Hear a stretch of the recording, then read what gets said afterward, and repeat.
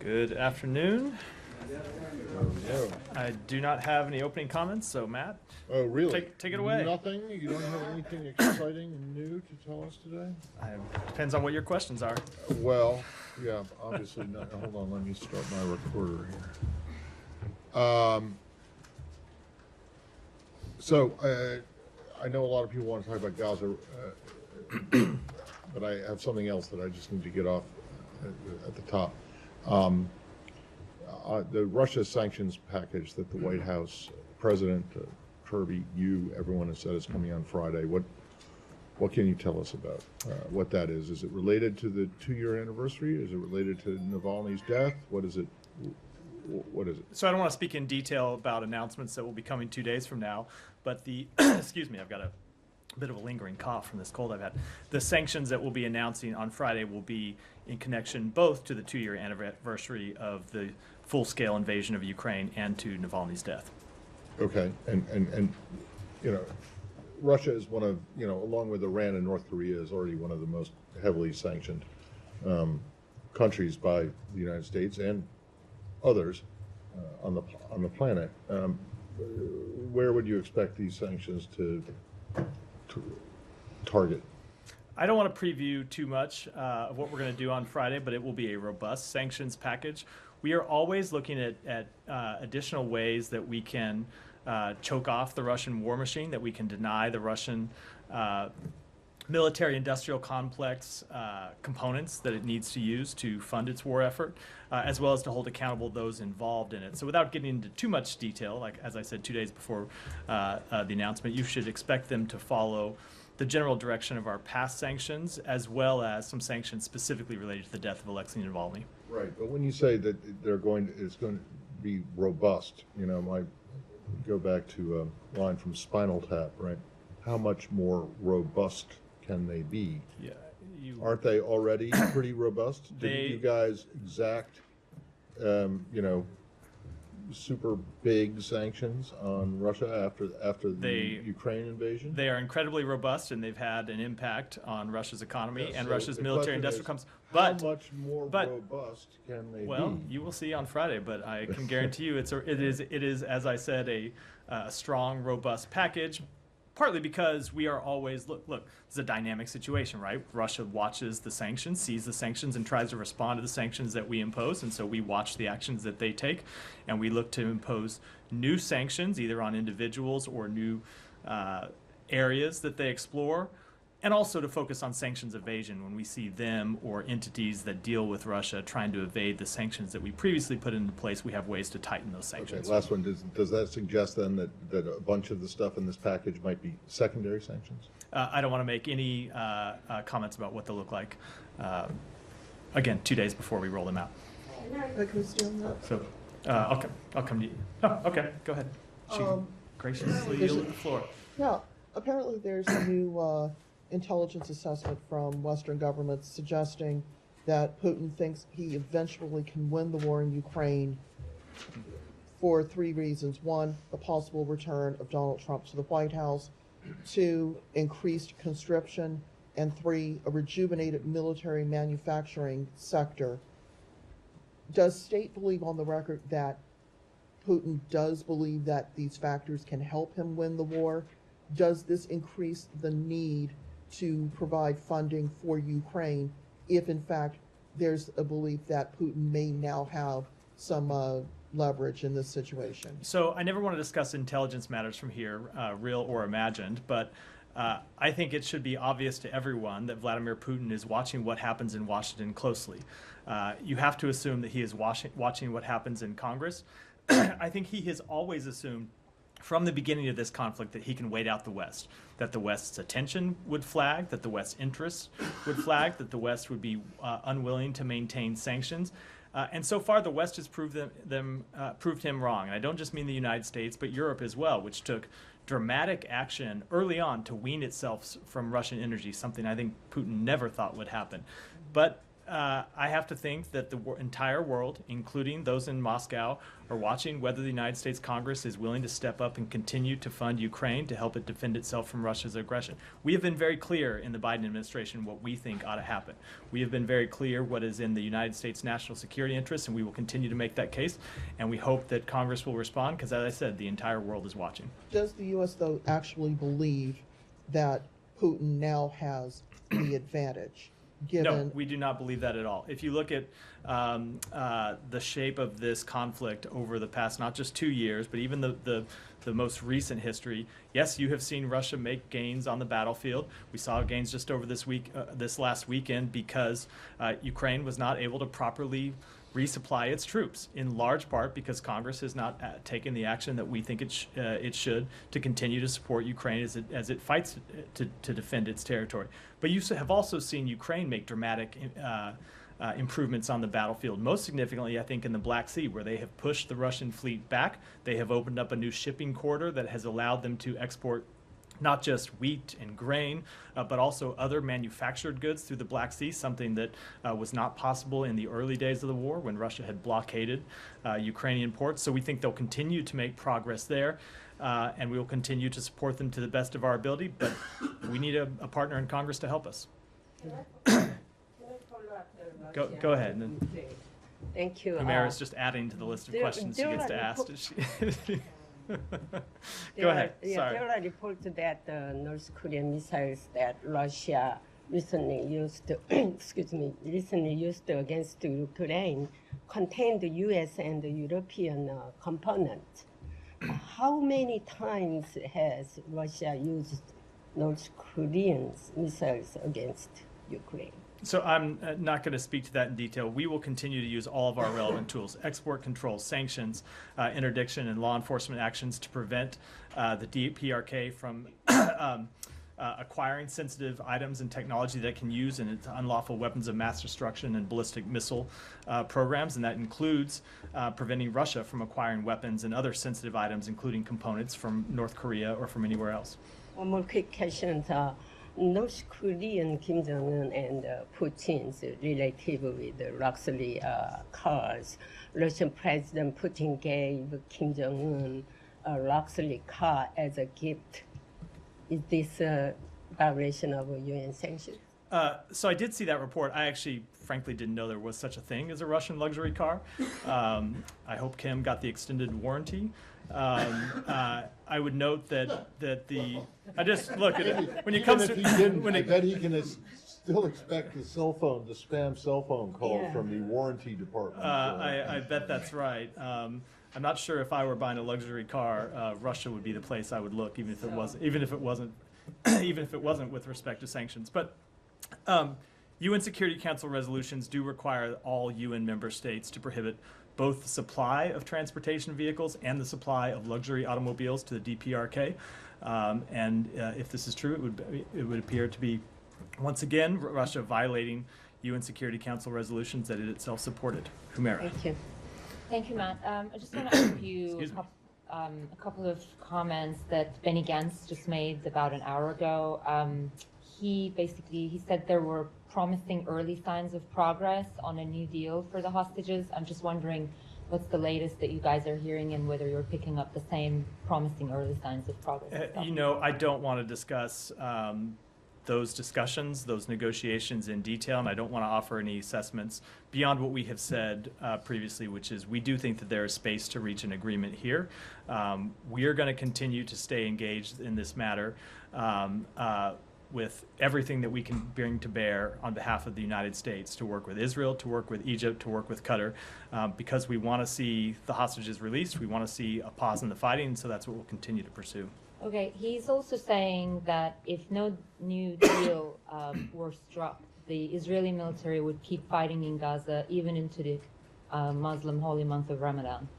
I'm just wondering if that would be something the United States would be supporting. So I think I got a version of this question yesterday. I don't have anything new to add. We want to see a deal struck.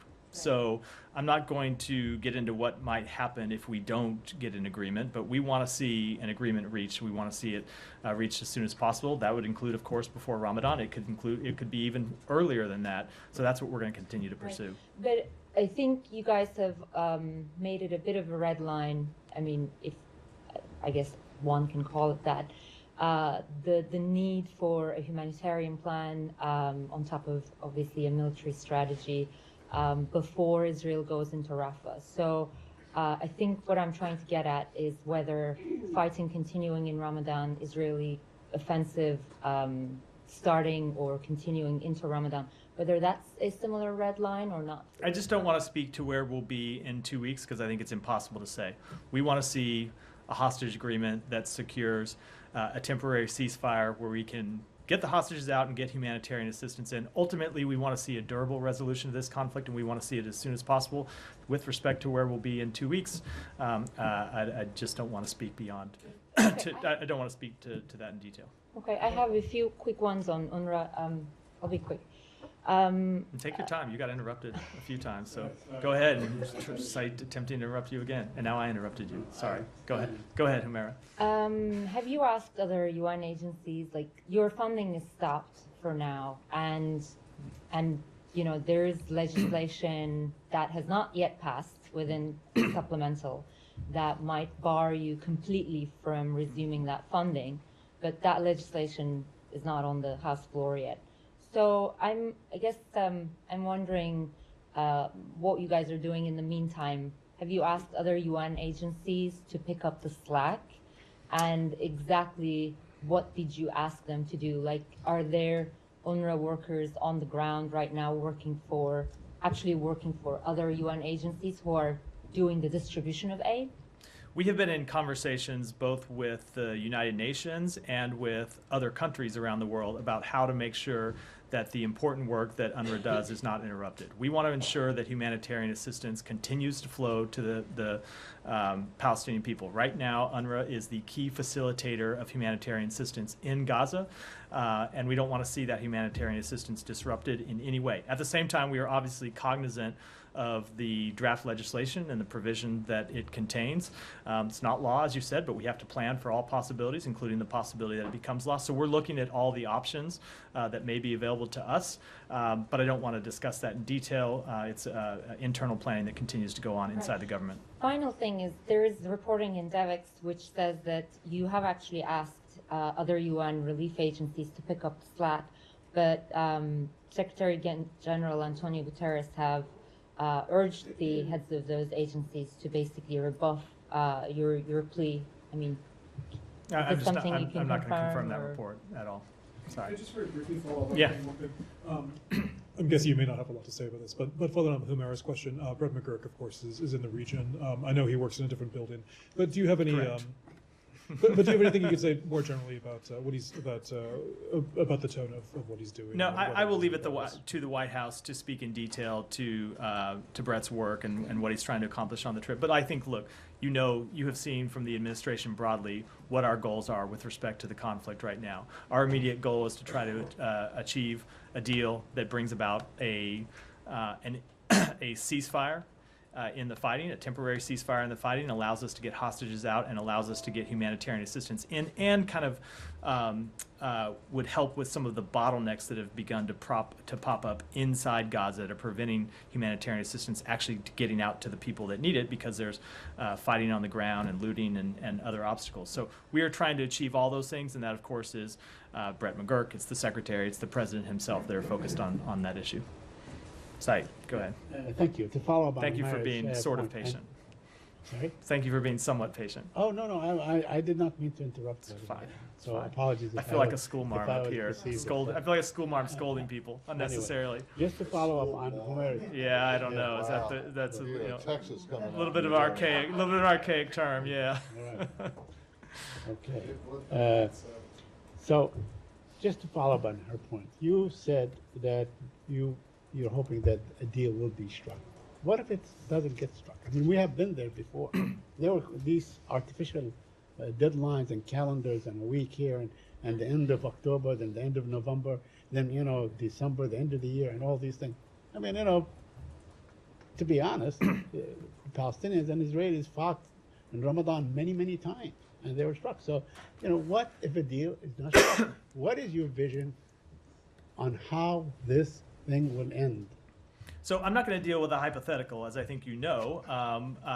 I will tell you, though, I think it's a fair question about where we want to see this conflict go. In the short term, we want to see, as I said in response to several other questions, a temporary ceasefire that allows us to get the hostages out, bring more humanitarian assistance in. But we have also been very clear, and if you've looked at the Secretary's many public comments on this, he's been not just clear but quite detailed in what we want to see in the long term. And what we want to see in the long term is a durable agreement that brings about peace and security for both Israel and Palestinians through the establishment of an independent Palestinian state with real security guarantees for Israel further integrated into the region. That is our long-term vision, and that is what the Secretary has been focused on through his diplomatic engagements in the region, and it is what we will continue to pursue. Now, the first step in that is getting an agreement to get the hostages out while we work on this longer-term plan for the region.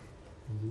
Well, yeah, I'm sorry to couple more points, but in the meantime, people can't get food. I mean, kids, children, 5-year-olds, my grandson's age, and so on. So I mean, they're not getting. They're asking for bread, for crying out loud. They're standing in line asking for bread, and bread is not getting in. So what do you? I mean, you keep saying about things that the need for things to go in, but it's not going in, man.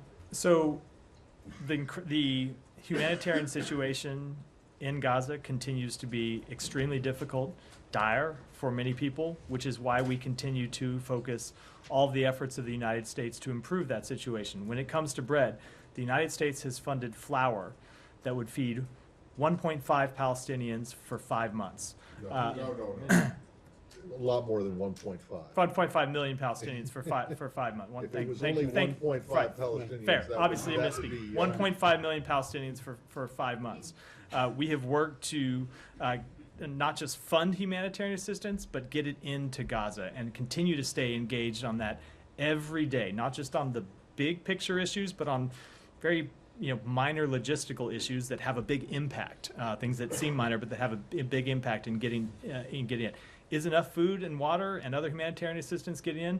Absolutely not, which is why we continue to stay engaged to improve the situation every day.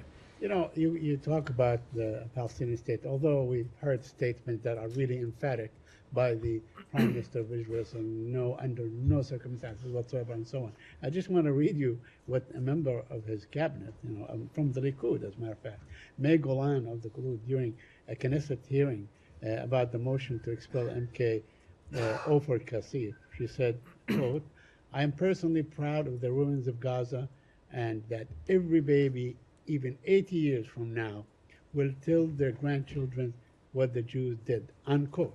I mean, this is this is not someone extreme. It's not Smotrich. It's not Ben Gvir. This is in Prime Minister Benjamin Netanyahu's party. Saeed, I would encourage you to take a close look at the comments the Secretary made in Tel Aviv at a press conference 2 weeks ago, where he talked specifically about the effects of dehumanizing language and why it's important that no one on either side of this conflict dehumanize anyone else. That will continue to be our position. It will continue to be what we pursue, because as the Secretary has spoken, we care about the lives not just of Israelis, but of Palestinians, Palestinian men and women and children, and we grieve for all of those who have been killed, all of those who have been injured, and it's what animates our work to try to bring a durable end to this conflict. Does that go for Congressman Ogles as well? I'm sorry, what? Does that go for Congressman Ogles as well? I don't know what comment you're He referring to. made a comment in response to a protester up on the Hill about the deaths of Palestinian children, and I'm slightly paraphrasing, well, they should kill all of them. So I haven't seen his comments. It's the first I've heard of him, and with a slight paraphrase, I'm reluctant to, without seeing the comment, reluctant to react. And we typically don't respond to comments made on the Hill, but obviously we would urge anyone, whether in the United States or abroad, to avoid dehumanizing language and dehumanizing sentiments. Matthew, the majority of the Israeli Knesset has voted today against the unilateral recognition of Palestinian statehood. How do you view this? So I, again, will only continue to speak for the United States and what we are trying to pursue. We are trying to pursue the establishment of an independent Palestinian state. We are focusing our diplomatic efforts on that, not just because we think, and again, you've heard the Secretary speak to this a number of times, not just because we think it's in the interests of the Palestinian people, but because we think it is in Israel's short, medium, and long-term security interests as well. But if the government and the Knesset in Israel don't want the establishment of a Palestinian state, Again, you have heard the Secretary speak to this, that what we will do is continue to lay out what we think the best choice for the government of Israel to make and the best choice for the Israeli people to make. Ultimately, Israel will have to make its own decisions, as every sovereign country does. We will present to them the ideas and plans that we are developing with our partners in the region, the commitments that other countries are willing to make to Israel's security, and every country will have to make its decisions about how it's going to proceed. Alex, go ahead. Thank you, Matt. A few questions here, please bear with me. Going back to your line of question with Matt on sanctions, the EU today came up with agreed on its 13th package of sanctions with some 2,000 listings in total. Could it be a good template for you on Friday? I would want to just say, everyone just wait for 2 days and you'll see all the sanctions that we're going to impose. Obviously, we work closely with the EU and countries around the world on various sanctions packages, and we're glad to see the EU take the steps that it did, but you should just watch and look at our sanctions when we roll them out on Friday. My colleague made a point about North Korea. Early in January, you guys announced the provision of ballistic missiles from North Korea to Russia. 7 weeks passed. Neither Russia nor North Korea have faced any consequences. Why? Is it going to be addressed during this next package? Again, I have said everything I'm going to say about a sanctions rollout that is not happening for another 2 days. I would encourage you to check back on Friday to see the. Fair. I said a little bit. I gave a little more than nothing, but got 2 days to go. Fair enough. Any update for us on the latest U.S. citizen got arrested in Russia? Any access to her? No, I have no further updates. We continue to seek consular access. It's not yet been granted. I want to go back, if I may, going back to Munich last week, the Secretary met with Azerbaijan Armenian leaders. Does he still believe that the peace is within reach? I'm just borrowing the vocabulary he used last year this time. He still does believe that peace is within reach, and he discussed that with the leader of directly with the leaders of both of those countries, and encouraged them to work together to bridge what ultimately are just a remaining few issues, and we will continue to encourage those countries to reach a peace agreement. I know that the two leaders met bilaterally in Munich, and so we will continue to offer the assistance and the support of the United States in reaching an agreement. He also reminded my promise. He also reminded Aliyev of his obligations on human rights, according to your readout.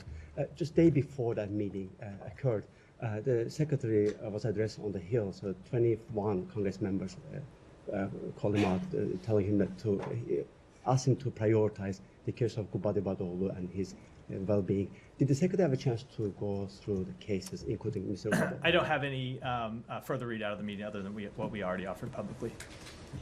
Thanks, Matt. Two questions on Iran. The country's National Virtual Space Center has banned the use of VPNs, and it has been also endorsed by the Supreme Leader. I was wondering if the Iranian people should be worried about having access to information to the outside world, or as in the past during the demonstrations, the U.S. is going to step in. So this decision is just the latest reminder of how much the Iranian regime fears its people and what they are capable of when they are given unfettered access to the internet and unfettered access to information. The internet disruptions that the Iranian regime has put in place in the past have cost the economy billions of dollars, cost pain to businesses, as well as, of course, choking off information that people need to make decisions about their lives and decisions about their futures. Support for internet freedom in Iran will continue to be a central pillar of our efforts to support human rights in the country. As you said, in the past, in the height of the protests in 2022 and 2023, as many as 1 in 3 Iranians used U.S.-supported anti-censorship and digital security tools such as VPNs There are millions of Iranians that have continued to use those tools to this day. So I'm not going to speak to what actions that we will take in the future, but as I said, upholding internet freedom and ensuring Iranians, citizens' access to the internet will continue to be a central pillar of our engagement in that country. Thank you. Also, Abram Paley, Special Envoy for Iran, is or was in Vienna. He met with IAEA Director General Rafael Grossi. I was wondering if you could tell us anything about the nature of this visit, given that Grossi has spoken out a lot recently about his concerns about Iran's nuclear program. Sure. So Deputy Special Envoy Paley was in Vienna to meet with Director Grossi. He reiterated the United States' appreciation for the IAEA's extensive efforts to engage Iran on longstanding questions related to Iran's safeguards obligations. Iran's cooperation remains severely lacking. We remain seriously concerned about Iran's continued expansion of its nuclear program in ways that have no credible civilian purpose, including its continued production of highly enriched uranium, and that was the focus of the discussions today. Any discussions, any solution to gaining access to Iran's nuclear program by the IAEA? I don't want to give any further comments about that meeting, other than to say that they did discuss how Iran should fully uphold its safeguards obligations and provide full cooperation to the IAEA without further delay. Thank you. Yeah, go ahead. Can I ask a few different issues around the world? Yeah. Senegal. I know the secretary spoke not so long ago with President Sall about the election. There was a court decision calling for a new date, but it hasn't been set yet. Do you have any update on U.S. engagement there and the U.S. stance about what's happening now? So we continue to stay engaged with the government in Senegal. I don't have any specific engagements to read out, but we have stayed in close coordination with them, and I'll just say that we want to see the election take place as soon as practicable. Sure. Elsewhere in Africa, there's an agreement signed today between Somalia and Turkey on a naval upgrade or a coastal upgrade. It's obviously bilateral, but this is in the context of Ethiopia and Somaliland having a pact. Does the U.S. have any stance on Turkey's involvement here? Let me take that one back and get you an answer on it. And one other thing, Pakistan. Yeah. I know you've been saying in recent weeks that they're not going to come until a government is formed, but there's a coalition that actually is being formed between two of the major factions without Imran Khan's enforcement. Is there an idea that this is a representative government? How does the U.S. feel about this? Look, again, I don't want to comment on the government before it's formed. Ultimately, as is the case whenever you see coalition politics taking place inside any given country, it's a decision for that country itself, not something that we would weigh in on. Sure. And in terms of, in the past, you've talked about allegations of fraud, of rigging. Is there any follow-up on that? Is the U.S. looking for anything in particular before government comes in? We want to see a full investigation into any claims of irregularities. And just finally, yesterday I asked about the disruptions in social media in Pakistan. Is there anything further on that, whether there's been any communication? So we are concerned by any report of restrictions on the exercise of the freedom of expression and association in Pakistan, including the partial or complete government-imposed internet shutdowns, which includes, of course, on social media platforms. We continue to call on Pakistan to respect freedom of expression and restore access to any social media that has been restricted, including Twitter, I think now known as X. We have and will continue to emphasize the importance of respecting these fundamental freedoms during our engagements with Pakistani officials. Sure. And just finally, has that been communicated through official channels? It has been, yeah. Go ahead, right here. The Foreign Policy magazine, in a recent report titled "The Taliban Wants a Piece of Pakistan," reveals that the Taliban engaging to border tension with Pakistan through the supporting TTP, while the Taliban publicly refused the. Well, I'm sorry. What was this? I just didn't hear the beginning of the last sentence. Oh, sorry. It's about a foreign policy report that they titled "The Taliban Wants a Piece of Pakistan." Right. And while the Taliban publicly refused the Durand Line as the official border between Pakistan and Afghanistan, what's the position of United States about the Durand Line? We support the territorial integrity of both Afghanistan and Pakistan within their internationally recognized borders. Another question about Afghan Adjustment Act that was not passed by the Congress recently. While there are some reports that United States Department of State is going to run out of the SIV P1 and P2 quotas. Do you confirm this report, and what are you doing about the SIV and Afghan Adjustment Act? So as the President has said, we urge Congress to pass the Afghan Adjustment Act. We support it and want to see it passed. When it comes to special immigrant visas, I would just note that in the last fiscal year, 2023, the government issued more than 18,000 special immigrant visas to Afghan applicants outside the U.S. That was the most in any single year. So go ahead. Pakistan, thank you. Pakistan Ambassador Masood Khan here in D.C. yesterday said that Pakistan is pleading with the Congress, with the U.S. Congress, to help restore the U.S. military aid that was suspended in 2018 by the Trump administration. Is the U.S. considering restoring the program, given that Pakistan is a major known NATO ally in the region? I just don't have any comment on that. Go ahead. Thank you, Matt. A question on the Kurdistan region parliamentary election, which was expected to be held in October 2022, but due to the political disputes, they delayed. And last year, the Iraqi top court ruled against the self-extension of that parliament, which the region has no parliament now. And today, the Iraqi top court ruled against the Kurdistan regional parliament minority seats. Any reaction and comment on that? And have you ever engaged with Erbil and Baghdad on that issue? So we have seen the reports that the court issued rulings today related to the Iraqi Kurdistan parliament elections and other issues concerning relations between the Kurdistan regional government and the Iraqi federal government. We are still reviewing the full scope of the decision. As a matter of longstanding U.S. policy, we support holding parliamentary elections in the Iraqi Kurdistan region at the earliest opportunity. And as we do everywhere, we encourage those elections to be free, fair, and transparent. And one more question on Iraq. We know the situation in Iraq has been cooled down, and the militia group is not attacking you as they did before. And today, the U.S. ambassador met with the Iraqi prime minister, and they discussed the upcoming visit of the Iraqi prime minister. They discussed what? The upcoming visit of the Iraqi prime minister to Washington. So my question is that, are you done with the response to those groups who were responsible for killing 3 U.S. service members and injuring 40 others? I am not going to preview or rule out any potential steps from this podium. So, and what's your general assessment about the current situation? Do you think that these groups are taking their words when they say that we are not going to attack the U.S. forces? I don't want to offer any assessment or speak for any of these groups. I will say on behalf of the United States, we have made very clear, not just with our words, but with our actions, that we are prepared to defend U.S. forces and U.S. interests in Iraq and in the region, and we are prepared to hold accountable anyone who attacks U.S. forces, and I think I'll leave it at that. Go ahead. Thanks, Barbara Miller, ABC Australia. The Australian Parliament recently passed a motion calling for the Assange matter to be brought to a close and for him to be allowed to return home. What's your response to that motion?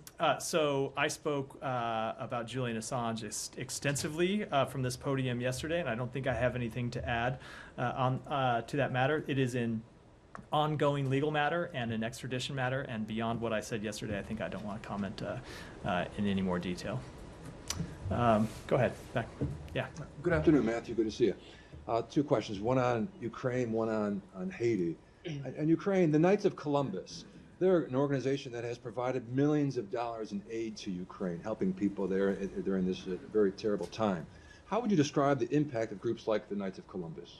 So look, we support any organization that wants to deliver aid to people in Ukraine or anywhere in the world who are in need of it. And then on Haiti, where of course we all know there's been terrible violence. The other day, Catholic Bishop Pierre-Andre Dumas was hurt in an explosion at a house. He's in a stable condition, reportedly. Recently, 6 Haitian religious sisters were recently abducted and then released. What's the State Department's reaction to those incidents? So I will just say generally we continue to be very concerned about the ongoing violence in Haiti, and it's why we continue to focus on the launch of a multinational security force to help with the situation on the ground in Haiti, and that Secretary Blinken will in fact be engaging with counterparts at the G20 about the deployment of such a mission today and tomorrow while he's in Brazil. Just very briefly, Paul. Yeah. Do you have anything to say about the indictment over over Jovenel's killing, Jovenel's killing. I do not. I do not. Go ahead, back. Yeah. Yeah, go ahead. Thank you so much. On U.S. and Brazil, what is the evaluation of the meeting this morning in Brasilia between Secretary Blinken and President Lula? So we put out a readout about that meeting. I will say that they discussed a number of issues, including the work through the G20 to help alleviate poverty and combat climate change. They talked about regional issues, including the work that Brazil has done to try and de-escalate tensions between Venezuela and Guyana. Talked about Brazil's support for democracy in South America, including in Venezuela. And then they talked about bilateral issues between the United States and Brazil, as well as issues around the world, such as the war in Ukraine and the conflict between Israel and Hamas. A follow-up yesterday on this podium, it was said that the United States does not agree with what President Lula said last weekend on Gaza.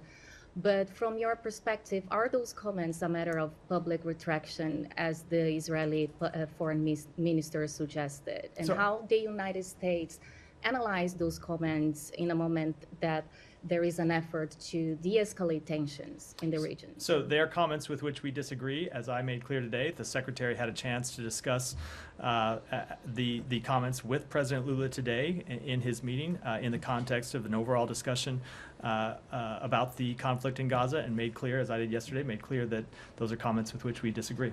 And the G20, is it possible to highlight the priorities from the U.S., the summit ministers of summits? Well, as I said, you will see comments from the Secretary, and he's going to have a press conference tomorrow before he leaves the G20. So I don't want to get ahead of too far of his comments, but we will be focused on fighting poverty, addressing climate changes, and other issues that President Lula has put on the agenda for this meeting of the G20. Go ahead. Thanks, Matthew. A few questions. When will the draft U.S. Resolution calling for a temporary ceasefire be put forth before and voted on by the Security Council? I don't want to put a timetable on it. It's something that we continue to discuss with partners on the Council. And the administration supports Israel's goal to annihilate Hamas. Yet the support does not seem unconditional, as the administration opposes any further Israeli military operation in Rafah. How do you square the two? If Israel's goal of annihilating Hamas requires going into Rafah, why would that not be supported by the U.S.? We support Israel's goal to defeat Hamas and to ensure that the terrorist attacks of October 7th can never be repeated, but we have always said that the campaign that Israel's carrying out needs to be carried out in a way that puts civilian protections first. And so we don't see any tension between those two, and that's why we have said that before Israel conducts a full-scale military campaign against the Hamas battalions that remain in Rafah, that it needs to have that kind of civilian protection plan. And finally, does the State Department have any reaction to the rise in cyber operations by China? Has the administration taken any actions to hold the CCP accountable for targeting the U.S. infrastructure with malware recently? We have long made clear that we oppose any cyber actions in that regard by both the PRC and others. And if you look, there is a long history of us taking action to impose consequences when we see them. Go ahead. Thank you. Yeah, go ahead, Shannon. Thank you. Then I think we'll wrap there. As Russia's treatment of dual citizens has become a more visible problem, has the State Department taken any steps to push Russia to change its policy and allow regular consular access to American dual citizens beyond just asking for access to those already in detention? We have pressed it at a number of levels. Both, you've seen the Secretary raise this in direct conversations in the past. We don't have a lot of regular engagements with the Russian government now, but our embassy continues to raise it on a regular basis. The unfortunate truth, though, is that Russia continues to detain its own citizens and continues to detain American citizens, and it's why we have tried to make clear, just as plainly as we possibly can, that no American citizen should consider traveling to Russia for any reason. Period, because they are at risk of detention, imprisonment by the Russian regime. So we will continue to work to try to get consular access to Americans that have been detained. We will continue to try to work to free those American citizens who we have determined to be wrongfully detained, and we will continue to call on humane treatment for everyone. But I think people need to remember the kind of brutal regime that we're dealing with that's willing to inflict brutality on its own citizens and willing to inflict brutality on citizens of other countries. And if you were considering travel to Russia for any reason, do not do it. I don't think we can say that any more clearly. On the State Department Yeah, side, go- quick go- follow. And consider traveling toward it? They shouldn't think about it? Think about it and make a very quick decision not to do it. But in that travel advisory, the State Department's language says that Russia may refuse to acknowledge dual nationals' U.S. citizenship. Are you aware of any case where Russia actually has acknowledged U.S. citizenship? in a I'd dual have to national? look back through history. I'm not aware of any recent case where they have, no. Thank you. And so, I just had one more, and this goes back to something that was raised yesterday about the UN expert panel of experts on the alleged sexual assault of Palestinians. You said that you were looking for independent confirmation or an investigation into that. Has that gone anywhere? we have reached out to the United Nations, a specific United Nations agency for more information about this report, and we have reached out to the government of Israel to encourage that it be investigated. My understanding, reading Israel's public comments, they have said they have not been presented with specific factual cases that they can investigate. I know that they've also rejected, but they've said they haven't seen any specific factual evidence. So we're asking the UN for more information, and we're urging Israel to fully investigate it. Okay, so in other words, it's still up in the air Correct. from your point of view. Yeah. Okay. Okay, thanks. That's it for today. Thanks, everyone. Thank you.